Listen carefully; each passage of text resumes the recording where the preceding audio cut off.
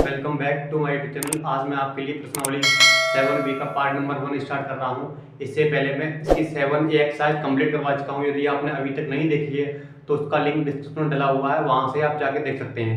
तो चलिए इस पार्ट को स्टार्ट करते हैं। तो एक्सरसाइज स्टार्ट करने से पहले आपके इसमें दो फॉर्मूले दे रखे हैं। एक और फॉर्मूला वो मैं अभी लिखता हूँ। तो ये मान लीजिए अनुपात दे रखा है M1 अनुपात M2 और दो बिंदु हमें दिए गए हैं। इसमें बोलेगा कि अंतर विभाजित करने वाले बिंदु के निर्देशांक ज्ञात करने हैं, उनके निर्देशांक ज्ञात करने हैं। तो इसका एक फॉर्मूला होता है M1x2 plus M2x1 upon M1 plus M2। वही होता है M1y2 plus M2y1 upon M1 plus M2। अब देखो यही फॉर्मूला अंतर विभाजन के लिए होता है सेम। अब ऐसा ही फॉर्मूला बोलते हैं बाह्यतः विभाजन के लिए। बाह्यतः विभाजित करने वाले बिंदु के निर्देशांक पूछ ले तो क्या करना है, प्लस की जगह आपको वहां पर माइनस लगा देना है। जहां जहां प्लस है वहां क्या आएगा, माइनस आएगा। तो अंतर के लिए प्लस लगाएंगे आप, बाह्यतः विभाजन के लिए लगाते हैं माइनस।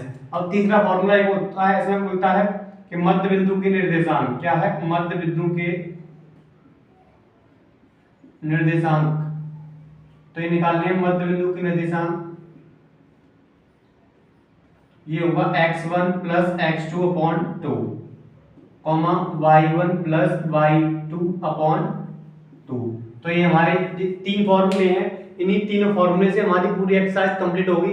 तो इन तीन फॉर्मूलों को आप अच्छे से याद कर लें, क्योंकि यदि आप याद नहीं करेंगे और क्वेश्चन नहीं करेंगे, याद करने के बाद तुरंत क्वेश्चन को करना जरूरी है। क्योंकि यदि आप फॉर्मूले आप याद कर लें, क्वेश्चन नहीं करेंगे, इन्हीं के बेस पर जो क्वेश्चन नहीं करेंगे तो आपको फॉर्मूले याद नहीं रहेंगे। और क्वेश्चन आप कर लेंगे 10-12 क्वेश्चन इन्हें तीनों फॉर्मूले से, तो आपको क्वेश्चन कर करके उनमें यूज करते हैं तो इससे हमें फॉर्मूले याद रहते हैं। तो देखें इसका पहला क्वेश्चन क्या है। तो देखिए इस एक्सरसाइज का पहला क्वेश्चन है ये। इसमें और कुछ एक और फॉर्मूला था 20 की दूरी का, वो फॉर्मूला भी आपको याद होना चाहिए जो कि पीछे वाली एक्सरसाइज में था। तो इसमें देखो पहला क्वेश्चन है जो ऑप्शनल है, मतलब इसमें 4 ऑप्शन हमें दिए गए हैं। इसमें से हमारा कोई एक आंसर होगा। तो हमें क्या बोला गया है, इसमें बिंदु 0,5 और -5,0 के बीच की दूरी निकालनी है। तो 20 की दूरी बतानी है। तो इसको किस तरह से हल करेंगे देखें। तो 0,5 -5,0 ये हमारा x1 होता है, ये y1, x2 ये y2। अब देखो 20 की दूरी का फॉर्मूला होता है d बराबर x2 माइनस x1 का whole square plus y2 minus y1 का होल स्क्वायर। तो ये फॉर्मूला होता है जो कि आपको याद होना चाहिए। यदि आपने अभी तक ऐसा फॉर्मूला याद नहीं करा तो इस फॉर्मूले को याद कर लीजिए। तो देखें 20 दूरी का फॉर्मूला ये है।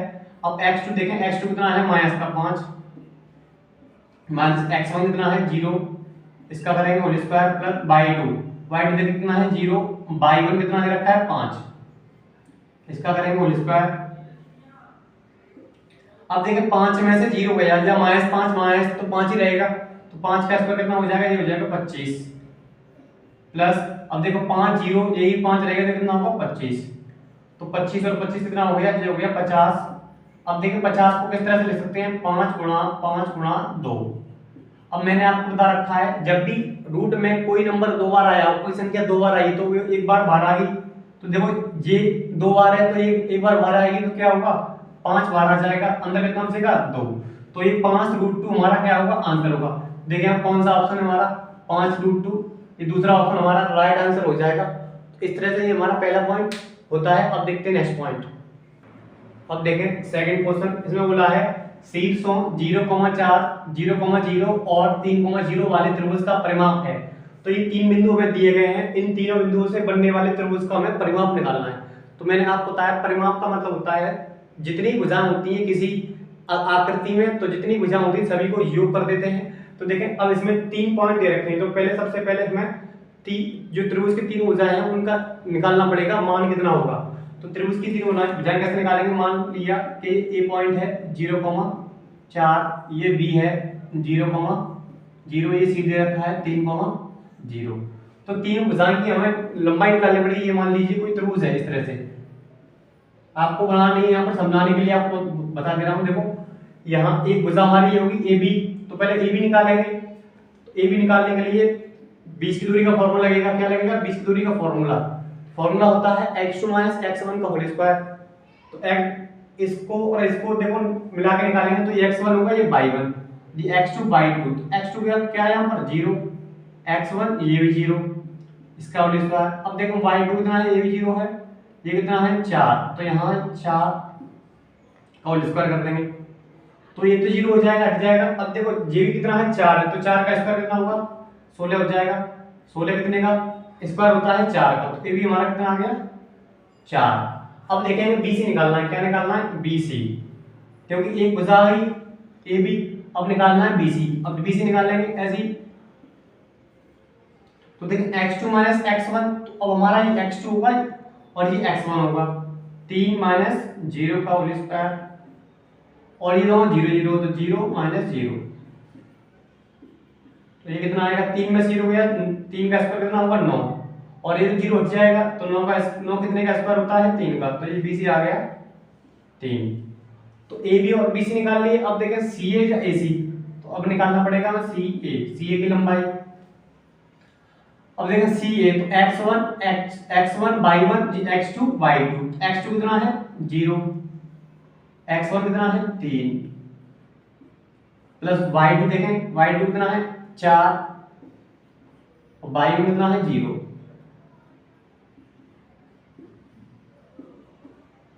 अब देखें 0 और 3 जाएगा, 0 में से -3 बचेगा, तो -3 का होल स्क्वायर करेंगे, स्क्वायर करेंगे तो कितना आएगा 9।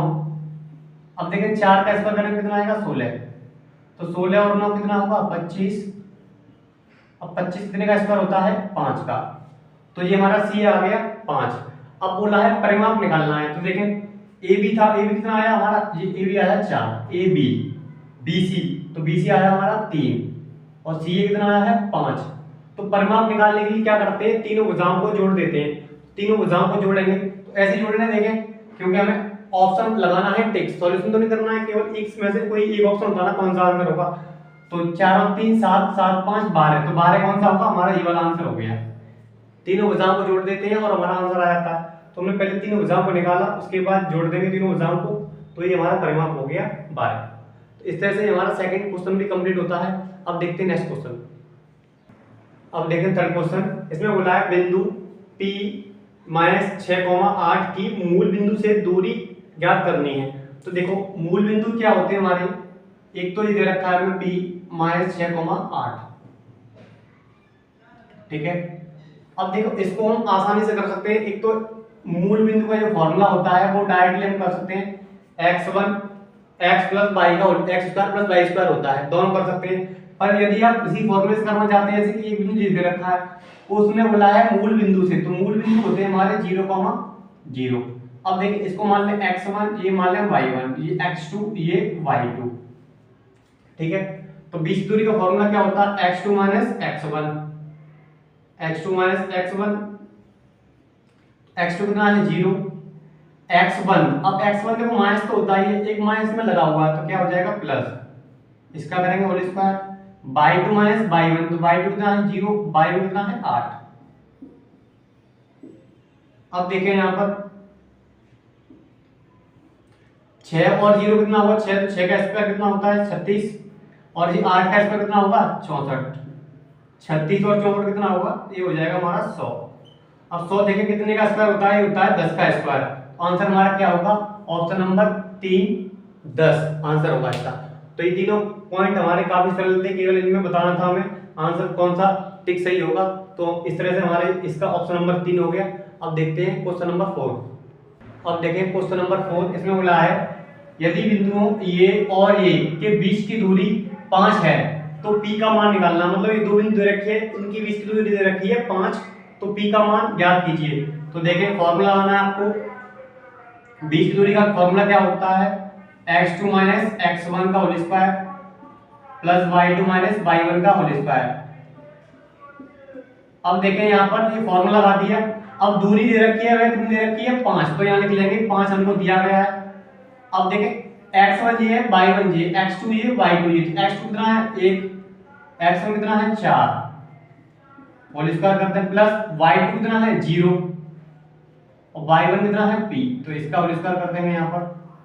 अब देखें स्क्वायर, ये अंडर रूट लगा हुआ है, इस अंडर रूट को हटाने के लिए दोनों बच्चों का स्क्वायर करेंगे, क्या करेंगे दोनों बच्चों का स्क्वायर, तो यहाँ पर दोनों बच्चों का स्क्वायर करने पर ये 25 हो जाएगा और इधर से 2 हट जाएगा। अब देख एक में से 4 गया 3 बचेगा, 3 का स्क्वायर कितना होगा 9। अब 0 हटा दीजिए तो p का स्क्वायर कितना होगा p स्क्वायर। अब देखें 25 है ये इधर 9 आएगा माइनस का हो जाएगा p स्क्वायर। अब 25 में से 9 आएगा कितना बचेगा 16 p स्क्वायर। तो p स्क्वायर बराबर कितना आया 16। अब देखें स्क्वायर हटेगा उधर आएगा अंडररूट, अंडररूट में कितने आएंगे 16। स्क्वायर जब भी एक साइड से हटता है तो हट जाएगा तो अंडररूट लग जाता है दूसरी साइड में। और प्लस माइनस का चिन्ह भी आता है। प्लस माइनस का क्यों आता है? क्योंकि प्लस का या माइनस का किसी का भी स्क्वायर करने पर प्लस आता है, इसलिए प्लस माइनस लगाते हैं। अब देखें प्लस माइनस 16 कितने का स्क्वायर होता है 4 का। तो हमारा आंसर क्या हुआ प्लस माइनस का 4, जो कि ऑप्शन नंबर 2 दे रखा है।